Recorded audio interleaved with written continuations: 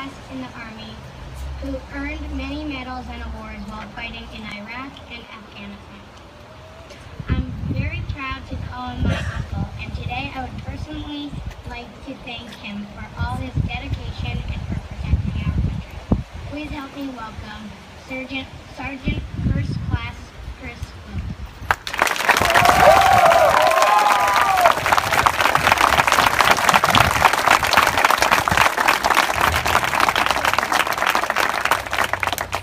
Wow.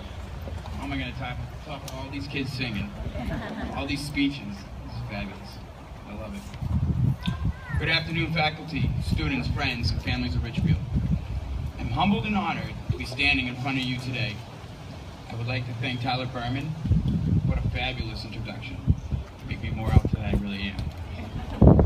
He's also a close friend of mine, and thank you for nominating me and getting me up here today.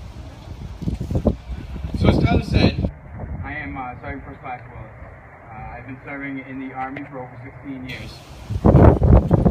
So today's Memorial Day, and I think, what is Memorial Day? What is it?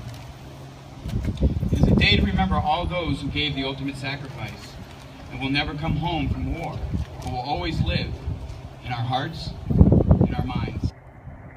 The sacrifice that these men and women gave go beyond words we could ever say.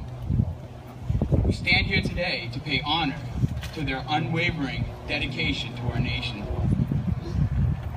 The air that we breathe, the land that we walk on, the choices to do whatever we want, comes from the sacrifices from these men and women. I've been to war. I've been to war-torn countries where kids lay on the side of the road, begging and dying for food. I've witnessed kids playing with rocks and sticks because they don't have or know what a real playground is like we do.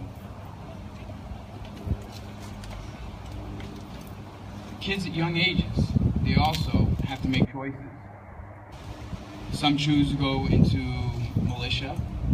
Some kids go to work on a farm with never having any education or able to have a chance to read.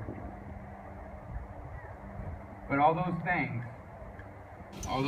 that those kids and those choices and where they are their lives and their only way of freedom. They're different from our freedoms. After all my tours in the military, what I have learned is that the world is made up of many different cultures, ideals, and rituals. This also applies here, even in our own town. For example, this beautiful event that has been going on for 45 plus years. It's a ritual. Every one of you has your own thoughts, your own way of doing things, how and when and where you celebrate. And we are different in our own ways. Every single one of us is unique, and we're all different. We need to learn to appreciate each other and take a moment to learn what it is that makes the other person to the right and to the left of you unique and special. Just because someone is different than you doesn't make them not as important. War is about not understanding and having different ideals. War is just not understanding each other. If each one of you took the time to learn about someone you didn't understand, then you have started the change in the world right here in Richfield. We must learn to negotiate and understand those who are different than us and only fight for those who can't fight for themselves. The United States and all the men and women who have fought and died that we celebrate today were fighting for peace and change in our country and for others in different countries. We should be proud and honored that we can help others and we call this country our own.